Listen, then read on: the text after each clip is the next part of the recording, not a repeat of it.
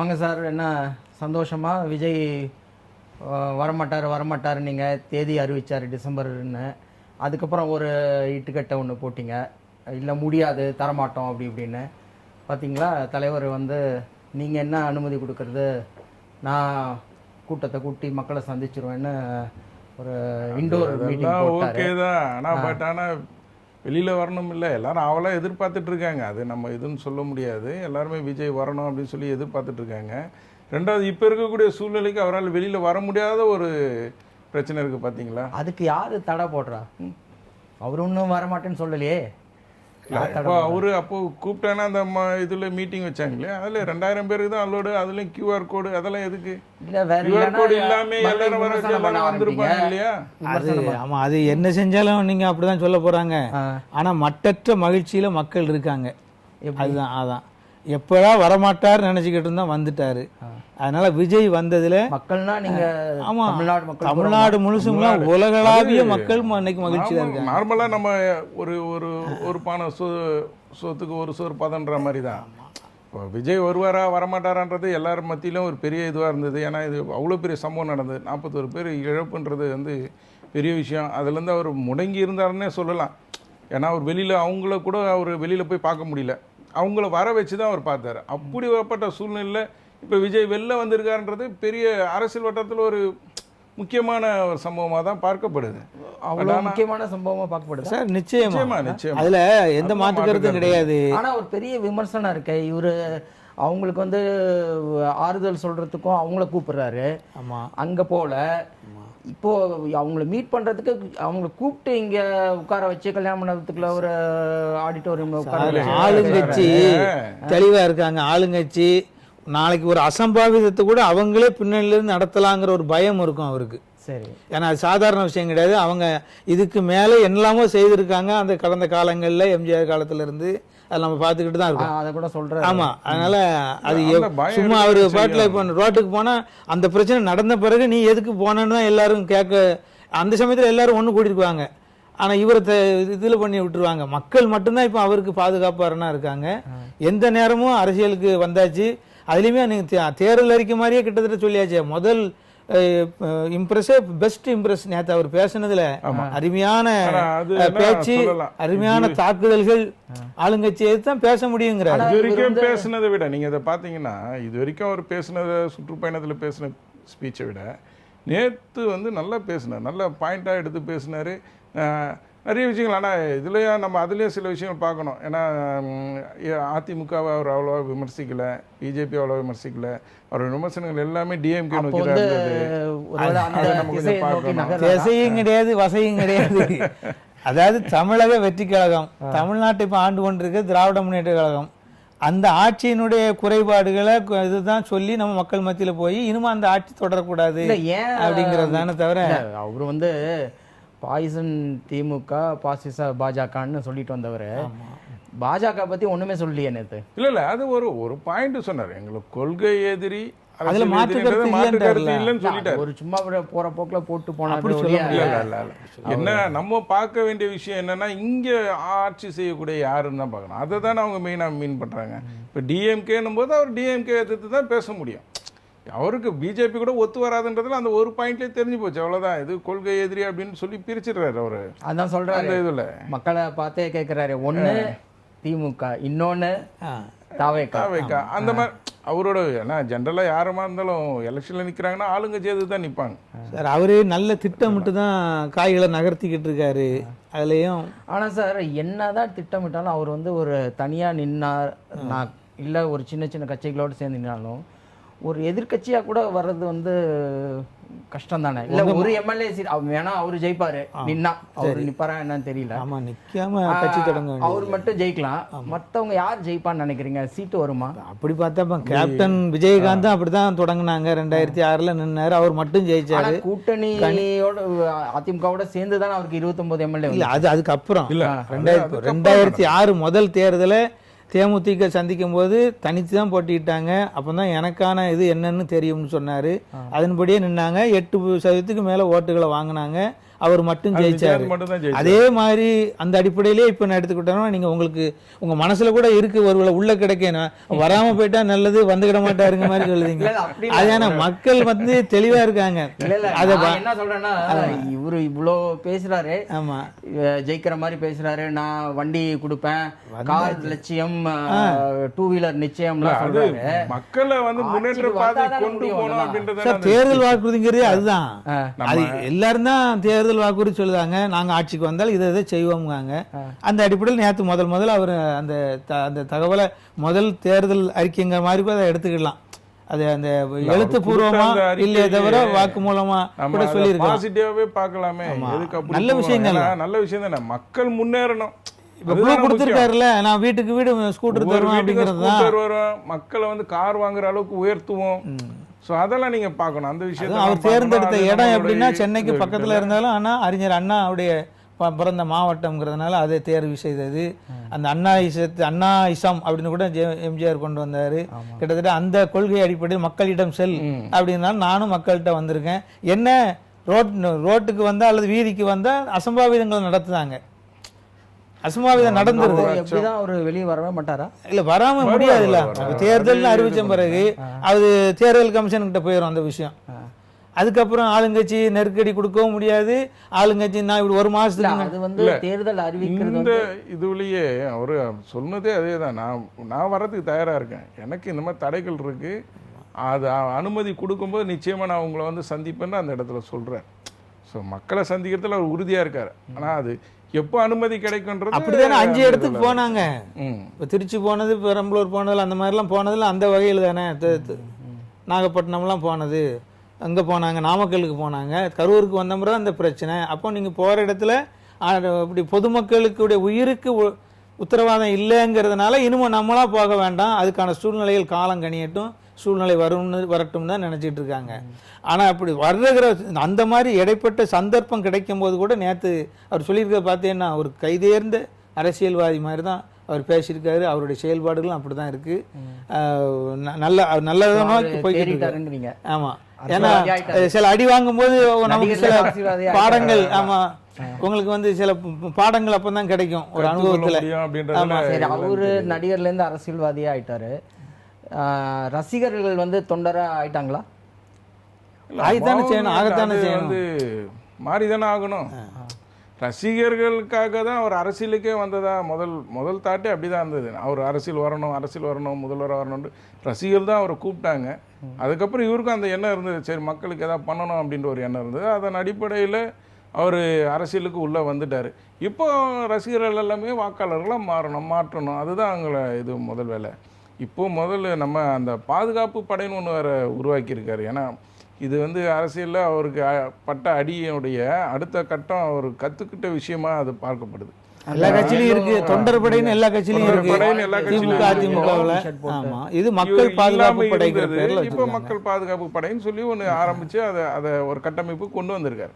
So அவர் அரசியலுக்கு அடுத்த கட்ட நகருக்கு அவர் மூவ் பண்ணிட்டே இருக்காரு. சார் சொன்ன மாதிரி அவர் காய் மூவ் பண்ண ஆரம்பிச்சிட்டார். அதை நேர்த்தியாக பண்ணிட்டு இருக்காரு. அது எலெக்ஷன்ல தான் எந்த அளவுக்கு அது சாத்தியம் அப்படிங்கிறது தெரியும். ஆனால் ஒவ்வொரு மீட்டிங் அப்போவுமே இல்லை ஒவ்வொரு நகர்வு நீங்கள் சொல்கிற மாதிரி ஒவ்வொரு நகர்வுக்கு போதும் வந்து அவர் கொஞ்சம் கொஞ்சமாக முன்னேறிட்டு தான் இருக்காரு. ஒரு சின்ன சின்ன பாயிண்ட் வந்து தன்னை மேம்படுத்திக்கிட்டே இருக்காரு. அது பட்ட தீட்டிக்கிட்டு இருக்காங்கல்ல. ஆமா, அது உண்மை. இப்போ இதெல்லாம் வந்து அவரு கூட இருக்கவங்க செஞ்சு தராங்களா இல்லை யார் அவரு தன்னை வளர்த்துக்கிறாரா? அது ஒரு வெற்றின்னா அதுக்கு பின்னாடி ஒரு தனிப்பு மனுஷ இது இருக்க முடியாது. ஒரு திரைப்படம் எடுத்தா அந்த வெற்றி டைரக்டருக்கானது மட்டும் இருக்காது. ஒளிப்பதிவாளர் இருப்பாங்க, இசையமைப்பாளர் இருப்பாங்க, நிறைய பேருடைய உழைப்பு இருக்கும். அது மாதிரி தான் அரசியல் கட்சிங்கிறதும் கீழே அடிமட்ட தொண்டன்லேருந்து மேல்மட்ட மாவட்ட ஒன்றிய நிர்வாகிகள், மாவட்ட நிர்வாகிகள், மாநில நிர்வாகிகள், இவங்களெல்லாம் உள்ளடக்கி அவங்க நினச்ச மாத்திரத்தில் அவர் அந்த கிராமத்துக்கு போயிருக்க முடியாது. அதை ஒருங்கிணைக்கணும், அது மாவட்ட செயலாளர்கிட்ட அந்த பொறுப்பு கொடுக்கணும், அவங்க நல்லத்தனமாக பண்ணணும், அவங்க பல எதிர்ப்புகளை எதிர்கொள்ள வேண்டியிருக்கும், ஃபேஸ் பண்ணணும். இதெல்லாம் தாண்டி ஒரு நிகழ்ச்சியை சக்ஸஸ்ஃபுல்லாக நடத்துகிறாங்க இல்லையா, அந்த இப்போ அவங்க நினச்ச மாதிரி நடத்தினால சக்ஸஸ்ஃபுல்லாச்சு.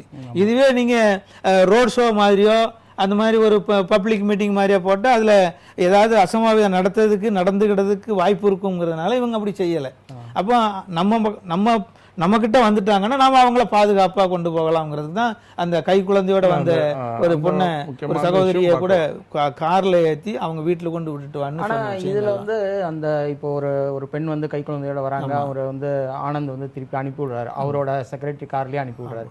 பட் இது வந்து அவங்களுக்கு ஒரு டிஸப்பாயின்மெண்ட்டாக இருக்காதா? நான் வந்து விஜய் பார்க்க வந்தேன், என்னை திருப்பி அனுப்பிட்டாங்களே அப்படின்னு அது ஒரு நெகட்டிவ் இம்பாக்ட் கொடுக்கும். அவங்களுக்கு இருக்கலாம். பட் ஆனால் இன்னொரு பாயிண்ட்டை நீங்கள் பார்க்கணும் இல்லையா, நம்ம மேலே அக்கறை கொண்டு கை குழந்தையோட வர்றது ஒரு சேஃபாக கொண்டு போய் சேர்க்கிறாரு, அக்கறையா இருக்காருன்றத ஒரு பாயிண்ட்ல எடுத்துக்கலாம் இல்லையா? அந்த மனநிலைக்கு வந்து உங்களுக்கு பாதுகாப்பு கட்டுப்படுத்த முடியாது யாரும். ஆமா, இங்க வந்து ஒரு கண்ட்ரோல்டு என்வாயர்மெண்ட், அதுலயும் அசம்பாவிதம் நடந்துடக்கூடாதுங்கிறது தான். அதுதான் ஒரு முன்னெச்சரிக்கைங்கிறது. இன்னும் முன்னெச்சரிக்கை. அதுல கூட 2 லேடிஸ் வந்து தங்களுடைய குழந்தைகளை, இப்ப இவங்க மட்டும்தான் வெளியே தெரிஞ்சது, இன்னும் 2-3 பேர் குழந்தைகளோட வந்தவங்கள அவங்க உறவினர்கள்ட்ட குழந்தைகளை ஒப்படைச்சிட்டு அவங்க கூட்டத்தில் கலந்துட்டாங்க. ஆமா, அது மாதிரி உறவினர்கள்ட்ட ஒப்படைச்சிட்டு கூட்டத்துக்கு வந்திருக்காங்க. காரணம் தளபதி முகத்தை பார்க்கணும், அவர் சொல்றதை கேட்கணுங்கிறது. அந்த அளவுக்கு இன்னைக்கு வந்து மக்கள் தயார் நிலையில இருக்காங்க. ஸோ நீங்க சொல்றதை பார்த்தா வந்து இந்த 2000 பேர் அப்படியே ஓட்டு போட்டுருவாங்களா விஜய்க்கு வந்தவங்க எல்லாம்? சார், இந்த 2000 மட்டும் இல்ல, அவங்க குடும்பத்தினர், அவங்க உறவினர்கள் அத்தனை ஓட்டும் விஜய்க்கு தான் விழ போகுது. அப்படி நீங்க சொல்றதை பார்த்தா வந்து அவர் 35 பொதுக்கூட்டம்னா தான் நீங்க சொன்ன கணக்கு வரும். பொதுக்கூட்டத்துக்கு வந்தவங்க அவ்வளவு பேரும் ஓட்டு போடுவாங்களான்ட்டு. அது வந்து 4 சனங்களும் வரும், 4 கட்சிக்காரங்களும் வருவாங்க. அது வந்து ஃப்ளோட்டிங் பாப்புலேஷன் மாதிரி போனவங்கலாம் வருவாங்க, அது வருவாங்க. ஆனா இது அப்படி கிடையாதுல்ல, இது அவங்க கூப்பிடுறாங்க, அது மாதிரி போடுதாங்கல்ல, எவ்வளவு வேகம் இருந்தா நாங்க வருவோம்னு சொல்லியிருப்பாங்க. அப்புறம் இன்னொரு முக்கியமான பாயிண்ட் சொல்றாரு, இந்த மர்மயோகி படத்துல எம்ஜிஆர் வசனத் பேசினதை வச்சு சொல்றாரு. ஆனா அந்த வசனத்தை குறி வைக்க மாட்டேன், தவறுமானா ஆமா அப்படின்னு சொல்லியிருக்காருல. அதுல பெரிய வேடிக்கை என்னன்னா, அந்த வசனத்தை எழுதுனது கலைஞர் கருணாநிதி.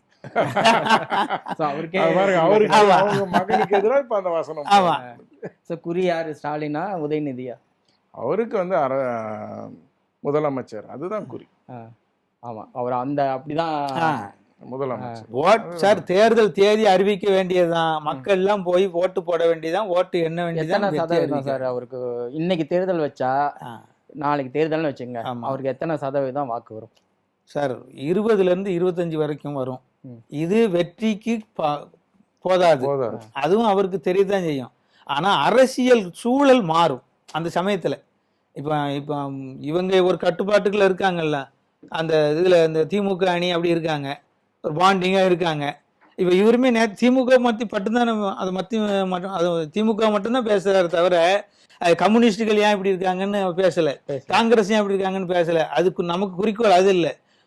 பறவையின் கழுத்தும் அம்பின் நுனியும் தான் நமக்கு முக்கியம். நேரா திமுக தான் அடிக்கணும்னு சொல்லுவாங்கல்ல, அது மாதிரி அவர் வந்து நேரம் அங்கதான், அங்க அடிச்சு அங்க வலிக்குமாங்கல்ல, அது கணக்காக தான்.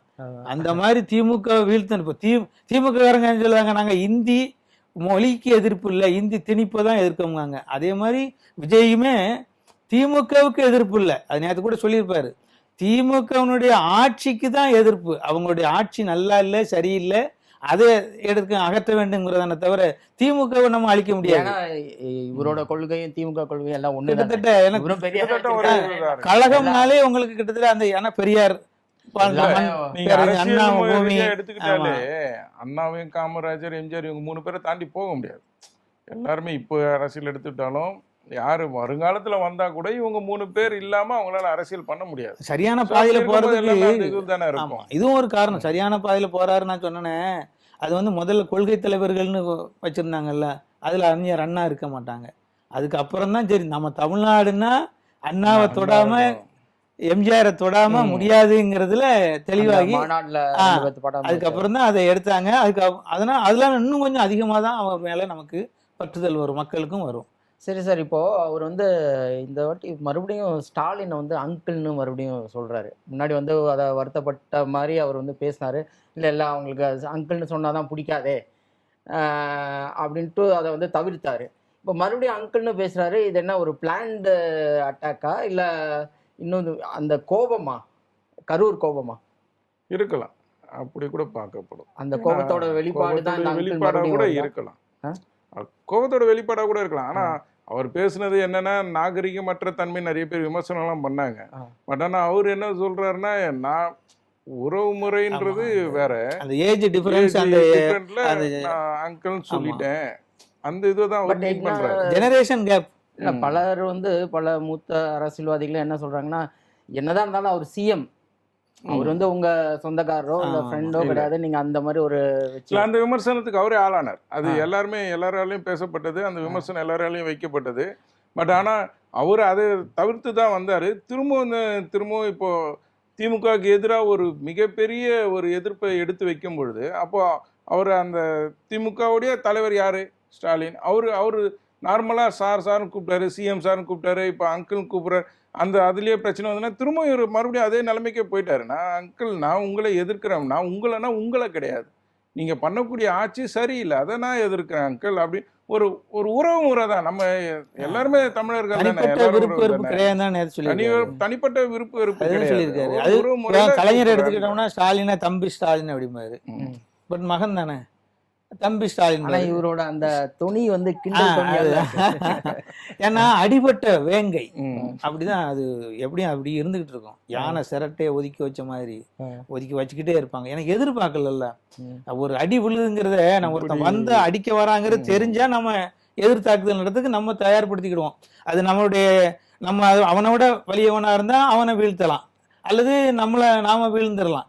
ஆனா அந்த எதிர்பாராம வந்து மறைந்திருந்து தாக்குத மாதிரி ஒரு விதமான தாக்குதலை நடத்தி அது அந்த வழக்குகள்லாம் இருக்கிறதுனால நம்ம அதை பத்தி உள்ளூர பேச முடியாதனாலும் கூட கரூர் சம்பவம் திட்டமிட்ட சதி தானே தவிர வேற ஒன்றும் கிடையாது. அதுல வந்து சந்தேகமே கிடையாது. அந்த அளவுக்கு தான் அது இருந்தது. அது நடந்த விதம் அப்படி. இவருக்கு சார் சொல்ற மாதிரி அது நாமக்கல்ல பேசும்போது வந்து பார்ப்போம் அப்படின்னு அவர் சவால் விட்ட உடனே அப்ப கரூரை தாண்ட விடாதுன்னு இவங்க நினைக்கிறாங்க. அப்ப இவனுக்கு ஒரு அடியை விட்டாதான் என்ன லேசா அடிக்கணும்னு நினைச்சிருப்பாங்க.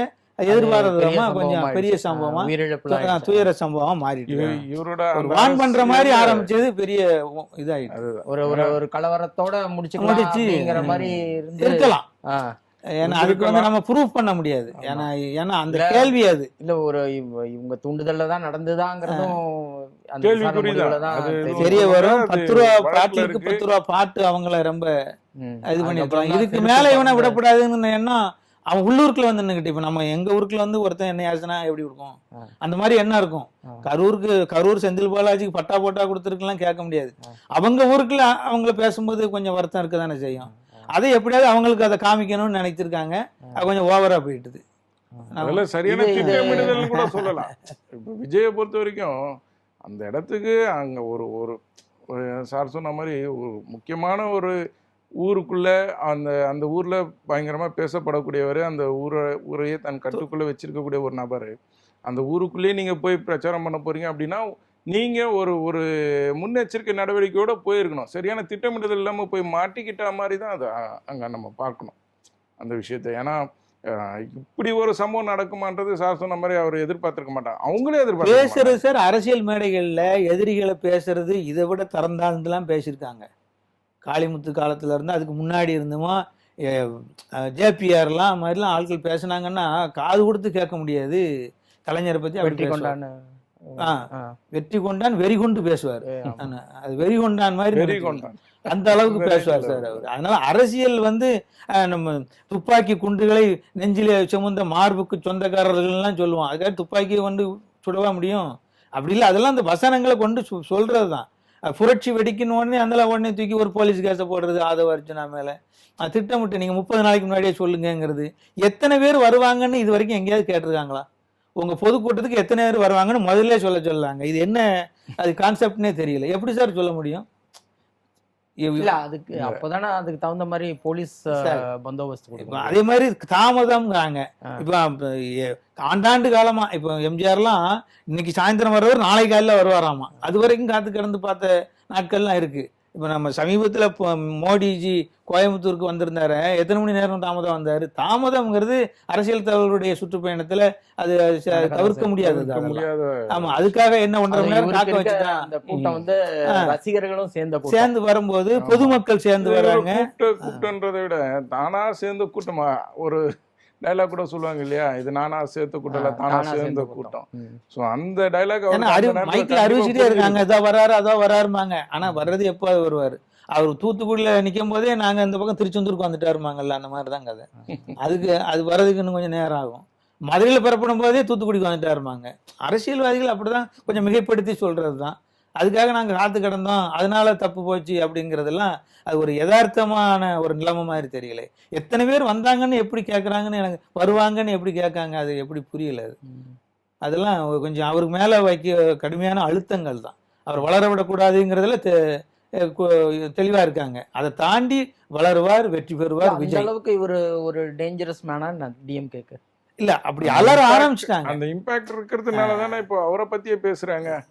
அறிவு திருவிழா பண்ணாங்க, அவதூறு திருவிழாவாக்கிட்டாங்கன்னு சொல்றாரு, அவரே சொல்றாரு. ஏன்னா அவர் மேல அந்த ஒரு ஒரு அச்சம் ஒண்ணு இருக்கு இல்லையா, அதனாலதானே அவரை விமர்சனம் பண்றாங்க, செய்யறாங்க. இப்ப ஆட்சியில எவ்வளவோ செய்திருக்காங்க சார். ஆட்சியில திமுக இப்ப மாணவர்களுக்கு இவர் சொல்றாருல, மாணவர்களுக்கு அப்படி செய்வோம், முதியோர்களுக்கு இப்படி, பெண்களுக்கு இப்படி செய்வோம், இது எல்லாமே திமுகவிலும் செய்திருக்காங்க. இல்லைன்னு எல்லாம் சொல்ல முடியாது. ஒரு ஆட்சி வந்ததுன்னா அந்தந்த செக்டர் ஆஃப் பீப்புளுக்கு அது செஞ்சுதான் அதுதான் ஆட்சிக்கு வர்றது. ஆனா நீங்க நிறைய வாக்குறுதிகள் நிறைவேற்றல, அதை நாங்க தட்டி கேட்கோங்கிறதா. அது வரவே கூடாது அப்படின்னு ஒருத்தனை நினைக்கிறது ஜனநாயக நாட்டுல அது சாத்தியம் இல்லை. அதனால விஜயனுடைய வளர்ச்சியை யார் நினைச்சாலும் இன்னும் தடுக்க முடியாது. என்ன 20 to 25% கிடைக்கும் அப்படிங்கிறதுல அவர் ரொம்ப நம்பிக்கையா இருக்காங்க. அரசியல் மேகங்கள் காலச்சூழல்கள் மாறும்போது அது வெற்றி தோல்வி எந்த பக்கம் போகும்னு தெரியாது, பின்னர் தான் நிர்ணயிக்கப்படும். இப்போ இவரு அங்க மேடை பேச்சா இல்லாம ஒரு அரசியல் கூட்டத்துல எலெக்ஷன் அறிவிச்சோன்னு கொடுக்குற வாக்குறுதி மாதிரி நேத்து நிறைய பேசினாரு. இந்த மாதிரி கார் லட்சியம், வண்டி நிச்சயம், ஒவ்வொருத்தருக்கும் வீடு, ஒவ்வொரு ஃபேமிலிக்கும் வீடு, எல்லாரும் கிராஜுவேட்ஸ், எல்லா பசங்களும் கிராஜுவேட்ஸ் ஆகலாம், அதாவது எல்லாத்துக்கும் வேலை வாய்ப்புன்னு இவர் ஒரு எலெக்ஷன் மேனிஃபெஸ்டோ மாதிரி தான். தேர்தல் அதுதான் வாக்குறுதி தான். அதுவே நீங்க நல்லா படிச்சு பார்த்தீங்கன்னா, கார் வாங்குற அளவுக்கு அவங்களுடைய பொருளாதார நிலையை உயர்த்த வேண்டும் தான், உயர்த்துவோம் இல்லை. ஸ்கூட்டர் வாங்கி தருவோம் இல்லை, வாங்க வேண்டும், இருக்க வேண்டும். அந்த வீட்டுல ஒரு வீட்டுக்கு ஒரு பட்டதாரி இருக்க வேண்டும். அந்த அளவுக்கு நிலையை பொருளாதாரத்தை உயர்த்துவோம், வாங்கி தருவேன் அப்படின்னு இப்பவுமே சொல்ல முடியாது. ஏன்னா அவரோட படத்திலே அந்த சர்க்கார் படத்துல எல்லாம் தூக்கி போட்டு உடைச்சாங்களே, மிக்சி கிரைண்டர் எல்லாம் தூக்கி போட்டு உடைச்சாரு. அந்த மாதிரி இதுல எல்லாம் நான் சப்போர்ட் பண்ண மாட்டேன்னாரு. சோ அந்த மாதிரி இலவசம் எல்லாம் கிடையாது. வள்ளி படத்திலேயே ரஜினிகாந்த் நல்லா சொல்லியிருப்பாரு, முதல்ல வேலை வெட்டியை தேடுங்கப்பா, வேட்டி சேலை தானா வரும் அப்படின்னாரு. அது மாதிரி இவர் என்ன சொல்லியிருக்காருன்னா, அந்த வாழ்க்கை தரத்தை உயர்த்தினா எல்லாம் ஆட்டோமேட்டிக்கா வந்துட்டு போகுது. அந்த மாதிரி பாப்புலிஸ்ட் ஸ்கீம்லாம் இவர் கொண்டு வர மாட்டாருங்கிறீங்க. அந்த மாதிரி இந்த இலவசம், இப்போ இலவச பயணம் அந்த மாதிரி வாங்கும் சக்தி நமக்கு.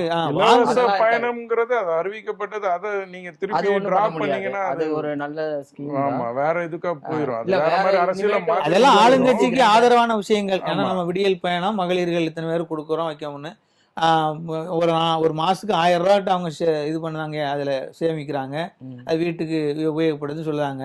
இன்னொரு சிறப்பு என்ன சொல்லுறாங்கன்னா, அந்த 1000 அவங்களுக்கு கொடுத்துட்டு சில 1000 அவன் டாஸ்மாக் கடைக்கு திரும்பி எடுத்துட்டு வந்துடுறான் அப்படின்னு அப்படியும் ஒரு டிராபேக் இருக்கு.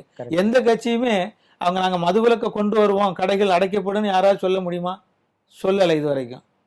எதிர்கட்சியா இருக்கும்போது போராட்டம் மட்டும் பண்ணுவாங்க. ஆமா, நாங்க முதல் கையெழுத்து அதுதான் போடுவோம். ஸ்டாலின் முதல் கையெழுத்து அதுதான் போடுவேன், மதுவிலக்கு போட்டு கொடிலாம் அப்படின்னாங்க. அது போட முடிஞ்சுதா? முடியாது. ஏன்னா அந்த அளவுக்கு கேட்டா நிதி இல்ல. அவங்க சொல்லி சிம்பிளா சொல்லி, நாங்க எலெக்ஷன் மேனிஃபெஸ்டோல சொல்லலையே, நிதி இல்ல, அது போதிய நிதி வேணும்னா அதுக்கு ஒருத்தனை குடிக்க வச்சு அவனுக்கு எடுத்துதான் அந்த நிதி நமக்கு வேணுமா? அப்படி இல்லாம அவங்களுடைய வேலை வாய்ப்பு திறனை உண்டு பண்ணா அவன் சம்பாதிக்கிற சூழ்நிலைகள் வரும்போது அவன் வாங்குகிற சக்தி அவனுக்கு வந்துடும் ஆட்டோமேட்டிக்கா. அதைத்தான் விஜய் செய்ய போறாரு. அதனால அந்த மாதிரி அது கவனமான வார்த்தைகளை கையாண்டிருக்காங்க. இனிமே ஆட்டோமேட்டிக்கா அந்த சூழ்நிலை வரும்போது தேர்தல் அறிவிச்சு அது தேர்தல் அறிக்கைன்னு விடும்போது நாங்கள் செய்வோம் அப்படின்னு அது திருத்தப்படும். இப்ப இருக்க வேண்டும்னு என்னுடைய உள்ள கிடைக்கே சொல்லியிருக்காரு, இதெல்லாம் இருந்தா நல்லது அப்படின்னு இருக்காங்க. அடுத்த தேர்தல் வரும்போது நாங்க செய்து கொடுப்போம் அப்படின்னு சொல்ல போறாங்க. அப்புறம் இந்த கொள்கை பற்றி அவர் நிறைய கமெண்ட் பண்ணார் நேற்று. எங்களுக்கு கொள்கை இல்லையா, நீங்கள் கொள்கை இல்லாத எல்லாம் தற்குறி அப்படி இப்படின்னு பேசுகிறாங்க, உங்களோட கொள்கையை வந்து கொள்ளையடிக்கிறது தான் அப்படின்னு சரி, இவரோட கொள்கை தான் என்ன? விஜயோட கொள்கை என்ன? தாவேகா கட்சியோட கொள்கை என்ன சார்? அதிலே சொல்லிட்டாரு. எல்லா உயிருக்கும் அதுல அடங்கிருது. அதான் எல்லா கட்சியும் இப்போ பிஜேபி வந்து அத மறுக்க போறாங்களா, இல்ல கம்யூனிஸ்ட் தான் மறுக்க போறாங்களா, இல்ல ஏடிஎம்கே மறுக்க? எல்லாத்துக்கும் அது வந்து ஒரு காமனான கொள்கைனா என்னன்னு சொல்லுங்க. எனக்கு என்ன தெரியல. கொள்கை என்ன? அதாவது இல்லாதப்பட்டவங்களுக்கு நாம கொடுக்கணும். கொள்கை ஒரு யூனிக்னஸ் இருக்கும். ஒரு பாஜகக்கு ஒரு அகண்ட மத கொள்கை, மத தீவிரப்பற்று, அது மாதிரி அந்த மாதிரி ஆமா இருக்கும். இவர் வந்து என்ன சொல்றாருன்னா, இவரோ திமுகவோ வந்து நாங்க வந்து இது பசி இல்லாத இத உருவாக்கும். அது எல்லா கட்சியும் தானே சொல்றாங்க. மக்களுடைய தரத்தை மேம்படுறதுதான் இவரோட கொள்கையா இருக்கு. இல்ல சொல்றாங்க செய்யறாங்களான்றதானே ஒரு கேள்வியா இருக்கு. நீங்க சொன்னீங்க, அதை செஞ்சீங்களா, அதை தானே அவர் கேட்கிறாரு. நீங்க நான் வர்றதே வந்து மக்களுக்கு நல்லது பண்ணணுன்றதுக்காக தான் நான் வரேன். ஏன்னா மக்கள் நல்லது பண்ற சொல்லி வாக்குறுதி கொடுத்து வந்தவங்க அதை பண்ணல அப்படிங்கறத அவரோட கேள்வியா இருக்கு. அதை தான் அவர் மக்கள் மத்தியில எடுத்து சொல்றாரு. நீங்க சொல்றீங்க, அதை செய்யல, நான் வரேன், நான் செய்யறேன், நான் மக்கள் தரத்தை உயர்த்துவேன் அப்படிங்கிறார். அதுதான் அவரோட கொள்கையா இருக்கு. என்ன கொள்கை இருக்குன்னு சொல்லுங்க. திராவிட மாடல்னு சொல்றாங்க. அதே ஒரு டிபேட்டபிள் தலைப்பு தான். திராவிடன்னா என்ன, அதனால மக்களுக்கு என்ன பயன் அப்படின்னு ஒண்ணு இருக்குல்ல. சமூக நீதி வந்து யாருமே எந்த கட்சியும் மறுக்க போறது இல்ல. சமூக நீதி இருக்கணும், சமத்துவமான ஒரு இருக்கணும் நம்ம சமூகம் அப்படிங்கறது யாரும் மறுக்க போறது இல்ல. பிஜேபியோ கம்யூனிஸ்டோ பாமகவோ யாருமே. இதை தாண்டி அவங்களுக்கு என்ன கொள்கை? அதிமுக விஜய்க்கு இதை தாண்டி வேற. எம்ஜிஆர் காலத்துல இந்த மாதிரி கேள்விகள் வந்தது. அவருக்கு என்ன தெரியும், என்ன கொள்கையை வச்சிருக்காருன்னு சொன்னாரு. அது இல்ல முக்கியம். திமுகவுக்கே என்ன கொள்கைன்னு கேக்குறேன். அந்த திராவிட மாடல்னு சொல்றாங்க. ஆமா, அதை தாண்டி அவங்களுக்கு என்ன கொள்கை? அது 50 முழக்கம்னே ஒண்ணு வச்சிருந்தாங்க. அதுல வந்து அண்ணா வழியில் அயராது உழைப்போம், இந்தி திணிப்பை என்றும் எதிர்ப்போம் அப்படின்னு ஒரு 5 கொள்கைகள் உண்டு. அதை இம்ப்ளிமெண்ட் பண்றது தான் அவங்களுடைய கொள்கை. ஏழையின் சிரிப்பில் இறைவனை காண்போம், இப்படிலாம் இருக்கும். இதை தான் நம்ம இம்ப்ளிமெண்ட் பண்ணணும். ஆட்சிக்கு எதிர்கட்சியா இருக்கும்போது அதுக்கான அந்த நிலையை எட்டதுக்கு பாடுபடுவோம், போராடுவோம். ஆட்சிக்கு வந்த பிறகு அந்த திட்டங்களை நாங்க செயல்படுத்துவோம் அப்படிங்கிறது தான் அவங்களுடைய இது. அதே மாதிரி தான் இப்போ நம்ம பொதுவா எடுத்துக்கிடுவோம் சார். அதாவது இப்போ மக்கள் நல்லா இருக்கணும் அப்படிங்கிறது ஒரு கொள்கை. ஆனா அதை வித்தியாசமா எடுத்து செல்லணும்ல. நமக்கு இப்ப மூக்கு அறுத்துட்டு முகத்தழகு பாக்குறதுன்னு சொல்லுவாங்க கிராமங்கள்ல. அது மாதிரி நான் 1000 ரூபாய் தந்து நீ பஸ்ல ஃப்ரீயா போன்ட்டு 2000 ரூபாய்க்கு அவன்கிட்ட டாஸ்மாக்ல இருந்து வாங்கிக்கிட்டு அதுல என்ன இருக்கு? அந்த வீடாவா இருக்கு. ஒவ்வொரு வீடும் இன்னைக்கு எந்த குற்ற சம்பவங்களை எடுத்துக்கிட்டாலும் அதனுடைய பின்னணியில வந்து அந்த போதைப் பொருள் அல்லது மது பழக்கம் தான் அதுனுடைய பின்னணியா இருக்கு. அது மனுஷனுடைய மூளையை கெடுத்துருது. அப்படிக்கு இல்லாம எல்லா மக்களும் நல்லா இருக்கணும், பசி இல்லாத வாழ்க்கை இருக்கணும். எல்லாம் ஆஸ்பத்திரிக்கு போனோம்னா அரசாங்க ஆஸ்பத்திரிக்கு அந்த சிகிச்சைகள் நல்லா நமக்கு நம்ம நினைச்ச மாதிரி கிடைக்கணும், தரமா கிடைக்கணும். இப்ப போனீங்கன்னா எல்லாம் எந்த ஆஸ்பத்திரியில அப்படி கிடைக்குதா? அது சீரழிஞ்சு கிடக்குதுங்கிறதான். அரசாங்க அலுவலகங்களுக்கு போங்க, யாராவது வாங்க உங்களுக்கு என்ன பிரச்சனைன்னு யாராவது கேட்கானா தெரியாத மாதிரி இருப்பாங்க. அவங்களுக்கு வேண்டவங்க போனா அது வாங்குறத வாங்கிக்கிட்டு அது மாதிரிதான் செய்து கொடுக்காங்களே தவிர ஒரு ஏழையை ஒரு குடியானவன் போனா அவனை ஏறெடுத்து பார்க்க ஆள் இருக்கா? இல்ல. அந்த சூழ்நிலையை விஜய் கொண்டு வருவாருங்கிறது தான் அவருடைய அதுதான் கொள்கை. அதனால கொள்கை இல்லைன்னா கொள்கை பிடிப்புங்கிறது. இதைதானே சீமானு சொல்றாரு. நான் வந்து இலவசமா கல்வி தான் ஆல்ரெடி இருக்கு, இலவச மருத்துவம் தான் இருக்கு,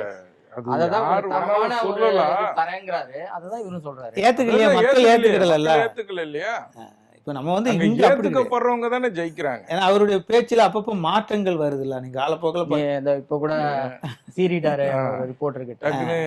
ஒரே ஒரு சபை நாகரிகம்னு ஒண்ணு இருக்கு சார். பாடா போடா ஒரு செய்தியாளர், அவன் செய்தியாளரோ இல்லையோ, மற்ற செய்தியாளர்கள் கூட அவங்களுக்கு சங்கடமா இருக்கும்ல. நம்முடைய ஒரு நம்ம இனத்தான இப்படி கேட்க அவன் ஒரு செய்தி நம்ம இனத்தான் அப்படின்னு வருமா இல்லையா? நம்மளுடைய தோழரை இப்படி கேட்குறான். அவன் உடனே எல்லாரும் அங்கே மைக்கை எடுத்துக்கிட்டு வெளியே போயிருக்கணும். சரி உங்ககிட்ட பேட்டி எடுக்க முடியாதுன்னு யாரும் போகலை. ஏன் போகலை? அவங்க சபை நாகரிகத்தை அவங்க கடைபிடிக்காங்க பத்திரிகையாளர் இருக்கும்போது இவர் அதை செய்திருக்கணும். ஒருத்தன் குருட்டுத்தனமா கேள்வி கேட்டால் அதை நாசுக்கா பதில் சொல்லி இல்லை நாகரிகமா பதில் சொல்லி தவிர்க்க பார்க்கணுமோ தவிர உனக்கு என்ன பிரச்சனை இல்ல. அவர் ரிப்பீட்டடா ஒரே மாதிரி எல்லா இடத்துலயும் எல்லா பிரஸ் மீட்லயும் அந்த பர்டிகுலர் ரிப்போர்ட் இவரை அதை கையாளுகிற விதம் சரி. அதாவது கையாளக்கூடிய விதம் அங்கதான் அரசியல்வாதியோட கேட்பாங்க சார், தெரியும். சிலர் தூண்டி விட்டு கூட கேட்பாங்க. அப்படியும் இருக்கும். விஜயகாந்துக்கு நடந்துச்சு இல்ல, அதேதான். அவரு கடைசியில கோவப்பட்டார் இல்லையா? அவரோட கோபத்தை வச்சே அவரோட அரசியல் வாழ்க்கையை அழிக்கக்கூடிய அளவுக்கெல்லாம் கொண்டு போனாங்க. ஸோ அந்த நம்ம தலைமைத்துவத்துக்குன்னு வந்துட்டோம்னா அந்த நம்மளுடைய கோபங்கள் எல்லாத்தையும் அடக்கி அதுக்கேற்ற மாதிரி ஒரு பண்போடு மாறிக்கணும். ஸோ இப்போ இதே தான் இப்போ நீங்கள் சொன்னீங்க இல்லையா, ஏன் எடுபடலை, எல்லாரும் ஒரே தானே சொல்கிறாங்க, ஏன் எடுபடலை. இதுதான் இந்த மாதிரி சில விஷயங்கள் வந்ததுன்னா அவங்களுக்கு எப்படி நம்பிக்கை எப்படி வரும்? அது மட்டும் இல்லாம பெரியார எதிர்த்து பேசுறதுங்கிறது தமிழ் மண்ணுல இன்னைக்கு நிறைய பேர் அடுத்தடுத்த ஜெனரேஷன்கள்ல நம்ம படிச்சு 4 விஷயங்கள் தெரிய வந்திருக்குதுன்னா அது பகுத்தறிவு கொள்கை வழி வந்ததுதான் காரணம். அதாவது படிக்கணும் அப்படிங்கிறத சொன்னது பெரியார், படிக்க வச்சது அண்ணா எம்ஜிஆர் கலைஞர் காலத்துல எல்லாம் பண்ணாங்க. அதுதான் அதுக்கு பெரியாருக்கு முன்னாடியே காமராஜர் காலத்துல இருக்குனுங்க. பல இல்ல அதுக்கு முந்தான செஞ்சுரியிலே பல சீர்திருத்தம் இருந்தாங்க. எல்லாரும் நம்ம படிப்புங்கிறது அதுக்கு முன்னாடியே இருந்தது தானே. ஆமா, இப்ப நம்ம பெரியார் இது பண்ணலன்னு சொல்லல, படிப்புங்கிறது முன்னாடி இல்ல. அதை பட்டி தொட்டியெங்கும் கொண்டு சென்றவர் அவர் தான். இப்ப நம்ம நீங்க சொல்லுது அந்த டி.எம். நாயர், அந்த சில ஓமந்தூரார், இவங்கெல்லாம் அந்த மேல் மட்டத்திலே இருந்திருக்கும். அதை கீழ்மட்டத்து வரைக்கும் கொண்டு போய் அவங்களுக்கு ஒரு விழிப்புணர்வை ஏற்படுத்தினது பெரியார். அந்த திராவிட இயக்கங்கள் தான் அதுக்கு முக்கிய காரணம். அதுக்கு அதை சீண்டி பாக்குறதுங்கிறது மட்டுமா கொண்டுதான் திமுக உருவாச்சு. ஒரு விழிப்புணர்வு மக்கள் அவர் சொல்லுதுலயே நிறைய மாற்றங்கள் இருக்கும் சார். ஒரு பக்கம் ஒரு தடவை முருகனை கும்பிடணும் பாரு, இன்னொரு தடவை தெய்வமே இல்லம்பாங்க, ஒரு தடவை பெரியாரை கொண்டாடுவாரு. அவரே பெரியாரை கொண்டாடினவர் தான், தலைமையில தூக்கி கொண்டாடினவர் தான். இப்போ பெரியார் பெரிய இதா அப்படின்லாம் கேட்கக்கூடாது. அந்த மாதிரி இப்படி மாற்றி மாற்றி பேசுகிற ஒரு மனசுக்கு சொந்தக்காரர் சீமான். அது ஆனா அவர் ஒருத்தர் தானே தனியா ஓட்டுக்கு காசு வாங்காம தனிச்சு நிக்கிறாரு. தனியாவே தான் நிக்கணும், தனியாவே தான் நிக்கணும். ஆனா அது ஒரு டாக்டிக்ஸ் சார். அரசியல் நடத்துறதுல அது ஒரு தன்னை தலைவனாக தொடர்ந்து வரித்துக் கொள்ளணுங்கிறதுல தெளிவா இருக்காரு. இப்ப யாரு கூட போய் சேர்ந்தா இவர் 2 இடத்துல தான் உட்காந்துருப்பார், சைட்ல தான் உட்காந்துருக்காங்க. அந்த மேடை நடுநாயகமா இருக்கணும்னு இவர் விரும்பும் போது அதுக்கான அந்த சொல்லாட்சி இதெல்லாம் அவர் வளர்த்திருக்காரு. அதை வச்சு அவர் கடை பிரிச்சு வியாபாரம் நடத்திக்கிட்டு இருக்காருன்னு சொல்லணும் தவிர அதுல ஒன்று கொள்கையோ அது யாரு ஏத்துக்கிறார்? இப்போ மாடு மேய்க்காம நம்ம பிள்ளைகள் மாடு மேய்க்கக்கூடாது, செருப்பு தைக்கக்கூடாது, நம்ம பிள்ளைகள் படிச்சு நான் தான் படிக்கல நீயாவது படின்னு சொல்ற உலகத்துல நீ மாடு மேய்க்கணும், நான் உன் ஆட்சிக்கு வந்தா நான் மாடு தருவேன் அப்படின்னு கேட்டா இங்க ஆடு தரலையாங்க. அங்க ஆடு யாருக்கு கொடுப்பாங்கன்னா அந்த ரொம்ப புவரா இருக்கவங்க, ஏழை வறிய நிலைக்கு வறுமை கோட்டு கீழே உள்ளவங்களுக்கு கொடுப்பாங்க. இது அவர் சட்டமா இயக்கி நான் வீட்டுக்கு 2 மாடு தருவோம்ங்கிறது நீங்க சொல்றது அது விற்க முடியாது. இல்ல மாடு தரான்னு சொன்னா அதுக்கு நான் கவர்மெண்ட் வேலை தரேன்னு சொல்றாரு சார். அது எப்படி பாருங்க, மாடு மேய்க்கிறதே கவர்மெண்ட் வேலையா மாத்திரம் அப்படிங்கிறாரு. அது அதுதான் அந்த மாதிரி இருக்கக்கூடாதுன்னு தான் படிச்சு என் பையன் பேண்ட் ஷர்ட் போட்டு ஆபீஸுக்கு போகணும் அப்படிதான் பேரண்ட்ஸ் நினைப்பாங்களே தவிர அதுலயும் இந்த காலத்துல மெட்ரிகுலேஷன் படிப்புகள்லாம் வந்த பிறகு சிபிஎஸ்சி இதெல்லாம் வந்த பிறகு நீ மாடு மேய்ங்க கடலை கட்டிக்கிடுங்க அப்படிங்கிறது அது. அதாவது அதனால சில தொழில்கள் நசிஞ்சிருக்குனாலும் இப்ப யாராவது பனையாறதுக்கு போறாங்களா, ஆர்வம் காட்டுதாங்களா? பனை தொழிலே மறியிட்டுது அப்படியே. அது இல்லாம போச்சு. அது கருப்பட்டி வேணும்னா இன்னும் அவன் கலப்பட மாட்டான். கருப்பட்டி பனையில இருந்து வரும், பனை ஏறலன்னா கருப்பட்டி எப்படி கிடைக்கும்? சீனியையும் கிடைச்ச பதினியையும் கலந்து அதுக்கு தகுந்த மாதிரி ஒரு அவன் கருப்பட்டிங்கிற போர்வையில விற்கதான் செய்தாங்க. அது முக்கியம் இல்லை, அதை என்ன செய்வோம் அப்படிங்கிற தெளிவா சொல்லணும். சீமான்ட்டு அந்த தெளிவு இருக்காது. இன்னைக்கு ஒண்ணு சொல்லுவாரு, நாளைக்கு ஒண்ணு மாத்தி பேசுவாருங்கிறது தான். நிறைய நீங்க அந்த இணையதளங்கள்ல எல்லாம் பாத்தீங்கன்னா தெரியும், அது ட்ரோல் பண்ணி ரொம்ப அசிங்கப்படுத்தி இருப்பாங்க. அது நமக்கு அது சொல்ல தெரியல, நாம அந்த இதுல இல்ல. இப்போ விஜயோட திட்டம் தான் என்ன, அடுத்த ஒரு மாதம் என்ன பண்ண போகிறாரு அவர்? மீட்டிங் போவார் அவர் சேலத்தில் வந்து மக்களை கண்டிப்பாக சந்திக்கிறது சேலத்தில் ஒரு இப்ப மொதல் இப்போதைக்கு மீட்டிங் சேலத்தில் தான் இப்போ அந்த சம்பவத்துக்கு அப்புறம் அதுக்கப்புறம் இந்த நேற்று அது இதுக்கப்புறம் பெரிய வேடிக்கை சார். நீங்க நல்ல வேளை அதை ஞாபகப்படுத்துனீங்க. ஆ, அதாவது டிசம்பர் 3ஆம் தேதி திருவண்ணாமலையில தீபம் கார்த்திகை தீபம். தீபம் அது உங்களுக்கு தெரியாதா? ஆ, ஆமா தெரியும். ஆ. அப்புறம் வந்து இங்க அனுமதி கேக்குறீங்க. அனுமதி கேக்குறீங்க. ஆனா சேலத்துல நடத்துக்கு ஆனா கிட்ட உள்ள மாவட்டங்கள்ல இருந்து போலீஸ் போகத்தான் செய்யும். ஆ. மாவட்டத்துல இருந்து அனைத்து போலீஸும் போகுமான்னா அது இல்ல. இல்லை அதே மாதிரி டிசம்பர் 6 உங்களுக்கு தெரியாதா அப்படின்னு கோவப்படுதாங்க ஆட்சியாளர்கள். அதுல என்ன கோவப்படுறதுக்கு இருக்கு? டிசம்பர் 6 அது மறக்க முடியுமா அப்படின்னு அங்க இஸ்லாமியர்கள் போஸ்டர் அடிச்சு ஒட்டினாங்க. அந்த காலங்கள்லாம் மாறி வந்து இப்போ அது கிட்டத்தட்ட பல வருஷங்கள் ஆயிட்டு. அந்த மறந்து இருக்கும் போது பாபர் மசூதி இடிச்ச தினம் நீங்க அன்னைக்கு வந்து கேட்கீங்கன்னா அதுக்கு ஒரு அது வந்து ஒரு இல்ல சார், ஏத்துக்கிறது. காவல்துறையும் இவங்களுக்கு அனுமதி கொடுத்துடக்கூடாது. அவருக்கு வடக்குன்னா நம்ம தெற்குங்கணும். சரி அவன் அப்படி இன்னைக்குன்னா நாளைக்கு இன்னொரு தேதி கண்டிப்பா கேட்பாரு. அப்ப ஆமா. என்ன பண்ணுவாங்க டிஎம்கே கவர்மெண்ட்? அது கொடுத்துதான் 30 ஆகணும். நாளைக்கு முன்னாடி கேளுங்க அப்படிங்காங்க. கொடுத்துதான் இல்லைன்னா 10 ஆகணும். நாளைக்கு முன்னாடி கேட்கணுங்க. அதுக்கும் சில எவ்வளவு பேர் கட்டுப்பாடுகள் வருவாங்க விதிக்கிறாங்க. அப்படிங்காங்க. இதெல்லாம் அவங்க விதிக்கிற அந்த விதிமுறைகள்லாம் இருக்குல்ல, அதெல்லாம் ஒவ்வாதது. இது வரைக்கும் ஒரு அரசியல் கட்சிகள் நடத்தினவங்க இப்போ இன்னைக்கு இந்த இடத்துல பொதுக்கூட்டம் போட்டு அதிமுக காரங்க திமுக ஆட்சியையோ திமுக காரங்க அதிமுக ஆட்சியோ எடுத்து பேசுனாங்கன்னா ஒரு வாரத்துக்குள்ள 4 நாள்ல அதே இடத்துல அதே உள்ளூர் ஸ்டேஷன்ல அனுமதியை வாங்கி அந்த பேச்சுக்கு பதில் கொடுக்கிற ஜனநாயகம் இருந்துகிட்டு இருக்க பூமி இது. இதுல இவரை மட்டும் ஆனா அதுவும் திமுகவுல இருந்து அது செய்யும் போது நமக்கு அது வேதனையாவும் இருக்கு, வித்தியாசமாவும் இருக்கு. அவங்க எல்லாம் மேடை போட்டே ஊருக்கு மேடை போட்டு பேசி கட்சி வளர்த்தவங்க.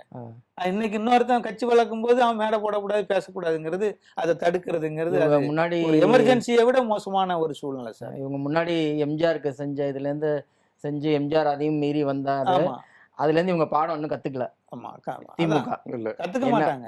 அது என்னைக்கும் எம்ஜிஆருக்கு அவ்வளோ அவங்கள பிரச்சனை பொறுத்த 21 வரைக்கும் விஜய வரவிடக்கூடாது. எவ்வளவு முட்டுக்கட்டை போட தடுக்க முடியுமோ, தண்ணிக்குள்ள எவ்வளவு பந்து வச்சு தடுக்கணுமோ, அமுக்கிட்டு அதே எவ்வளவு நேரம் பேர் முடியும்? தண்ணிக்குள்ளார பந்து வச்சு நீங்க அமுக்கி கையை கொஞ்சம் தான் எடுக்கிற முடியும். வரைக்கும் எடுத்த நிமிஷம் எடுத்த வேகமா இன்னும் வேகமா மேல வரும் இல்லையா? அதனால அது மாதிரிதான் அந்த மாதிரி விஜய் அப்படிதான் வரப்போறாரு தவிர ம். இவங்க நாங்க தண்ணிக்குள்ள வச்சு அமுக்கிட்டோம் அப்படியே போயிடுவான்னு நினைக்கிறதுலாம் அது இப்போ விஜய் இவங்களுக்கும் தெரியும் ஒரு 22% அந்த மாதிரி அரௌண்ட் அந்த பெர்சன்டேஜில் தான் உங்களுக்கு மேக்ஸிமம் வாக்கு பெர்சன்டேஜ் இருக்கும்னு வச்சுக்கோங்க. ஆனால் இவங்க கூட்டணி ரொம்ப இன்டாக்டாக இருக்குது. டிஎம்கே கூட்டணி கண்டிப்பாக ஒரு 40% அந்த அரௌண்டு வந்துடுவாங்க. ஏன் இவ்வளோ பதற்றம் திமுகவுக்கு? ஏன் விஜய் மேலே இவ்வளோ பதற்றம்? ஒரு ஓட்டு பிரிச்சு ஃபியூச்சர் நினைச்சா இல்லை உதயநிதிக்காகவா இல்லை இந்த எலெக்ஷனுக்காகவா இல்லை எது என்ன பதற்றம்? விழுப்புரம் மாவட்டம் விக்கிரவாண்டி வி சாலையில் விஜய் நடத்திய முதல் மாநாட்டினுடைய தாக்கம் தான் இருக்கும். மதுரையில இதுவரைக்கும் இல்லாத கூட்டம். அந்த கூட்டம் அதாவது இப்போ நீங்க போற போக்குல கூடுதுங்கிறது 4 ஜனமும் வருவாங்கங்கிறது. ஆனா ஒரு மாநாடு நடத்துதான் வாங்கன்னு உடனே எந்த ஏற்பாடு நம்ம கட்சியில இருந்து எந்த ஏற்பாடும் அவங்களா வந்தாங்க பாருங்க. அது வந்து மிகப்பெரிய ஒரு செல்வாக்கு படைச்ச தலைவரால் மட்டும்தான் முடியும். அதை இன்னைக்கு வந்து விஜய் அதை ப்ரூவ் பண்ணிக்கிட்டு இருக்காரு. ஆமா அது அந்த கூட்டத்தை பார்த்து தான் ஆனானப்பட்ட எல்லாருமே அலறுதாங்க. அது அரசியல் கைதேர்ந்த அரசியல்வாதியும் சரி அதிகாரிகள்கிட்ட கேளுங்க, நீங்க ஆபீஷியல்கிட்ட கேளுங்க, நாங்க இது வரைக்கும் இப்படி ஒரு கூட்டத்தை பார்த்ததே இல்லை. இந்த மாதிரி தன்னெழுச்சியா வர்றதுங்கிறது வர்றதுங்கிறது பெரிய விஷயம். அது இன்னைக்கு விஜய் கூட்டங்களுக்கு நடந்துகிட்டு இருக்கு. விஜய் அப்படி தோல்ல தூக்கி வச்சு கொண்டாடுதாங்க. ஆண்களும் சரி பெண்களும் சரி. பெண்கள் வரக்கூடாதுங்கிறதுனால தான் அவங்க வராம இருக்காங்களே தவிர ஃப்ளோரு கீழே கிரவுண்ட் ஒர்க்கு பூரா அவங்க பண்ணிக்கிட்டு இருக்காங்க சார். எல்லா மட்டத்திலையும் மாவட்டங்கள்லையும் விஜயனுடைய தீவிர ரசிகர் அண்ணான்னு அவங்க வந்து எத்தகைய இதுகளுக்கும் தயாரா இருக்காங்க. டோர் கேன்வாஸ் இப்பவே ஆரம்பிச்சிட்டாங்க. நம்ம வெளிப்பார்வைக்கு தான் தெரியலே தவிர ஆனா அது அந்த காலங்கள் வரும்போது அது நிச்சயம் வெளிப்படும். அந்த எலெக்ஷனுக்குள்ள அவங்க அந்த அளவுக்கு ஒரு கட்டமைப்பை அதிமுக திமுக மாதிரி உருவாக்கிட முடியுமா? அவங்களுக்கான இப்ப நம்ம உருவாக்கணும். பிறந்த பிள்ளைய அதுதானே ஓட முடியுமான்னு கேட்டா எப்படி? பிறந்த பிள்ளை வளரணும். இல்ல இவங்க அவ்வளோ பயப்படுற அதிமுக கூட இவங்க இவ்வளவு பயப்படல. ஆமா விஜய்க்கு ஏன் இவ்வளவு பயப்படுறாங்க? அதுக்கான காரணம் ஒண்ணு இருக்கணும்ல. வேற ஒண்ணும் இல்ல. ஓட்டுகளை பிரிச்சுட்டா விஜய் அதிமுக ஆட்சிக்கு வந்துடும். அதை வரவிடக்கூடாதுங்கிறது ஒரு தானே. பயம் தான். அப்படி அவங்க என்ன அப்படித்தானே இருக்கும். நம்ம இப்ப விஜய் ஒரு கணிசமான ஓட்ட பிரிக்காரு, ஜெயிக்காரு கூட இல்லைன்னு வச்சுக்கோங்க, ஒரு பேச்சுக்கு சொல்லுதேன், ஜெயிப்பது உறுதி விஜய். ஆனாலும் அவர் ஓட்டுகளை பிரிக்கும் போது நிச்சயம் அது ஆட்சிக்கு வர முடியாம போச்சுன்னா ஒரு ஒரு விதமான தொங்கு சட்டசபையோ இது வரைக்கும் இல்லாத ஒரு சூழ்நிலை வரும்னு பிரேமலா சொல்லியிருக்காங்கல்ல, அந்த மாதிரி ஒரு சூழ்நிலை வந்துடக்கூடாது, நம்ம ஃபுல்லா முழு மெஜாரிட்டியோட ஜெயிக்கணும்னு இவங்க நினைக்கிறதுனால விஜயை வந்து இப்படி ஏதாவது சொல்லி அவங்கள கட்டுப்படுத்தினா நமக்கு அந்த ஓட்டுகள் கிடைக்கும் நினைக்காங்க. அது தவறான ஒரு கணிப்பு.